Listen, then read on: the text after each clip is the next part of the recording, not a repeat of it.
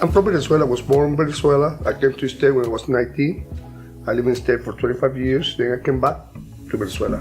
When I was living in Venezuela, everything was more great because the government was a lot better.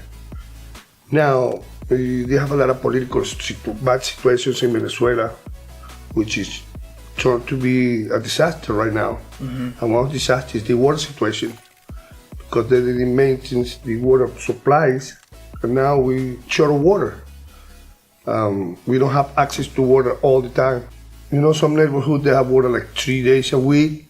Some neighborhoods, they don't have water for 2 weeks. The water supplies, they are so in bad shape because they haven't been maintained. You know, it's very bad when you don't have water for a long time. I mean, maybe you don't realize that because you haven't had water for 2 or 3 weeks. Yeah. But so a lot of people in Venezuela, they're having that problem right now. A lot of contamination in the rivers that just recently they've started to try to address some of those issues. So that's some of the background. You have contamination, urbanization, and then you have issues of investment in infrastructure, because Puerto Rico is a territory of the United States.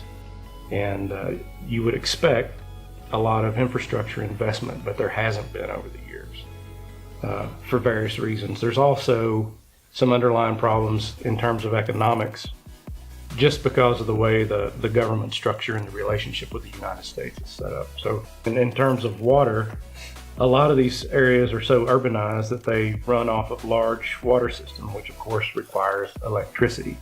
So the immediate problem after the hurricane was that you didn't have the electricity to run these water systems. So a lot of people were without water for a long time.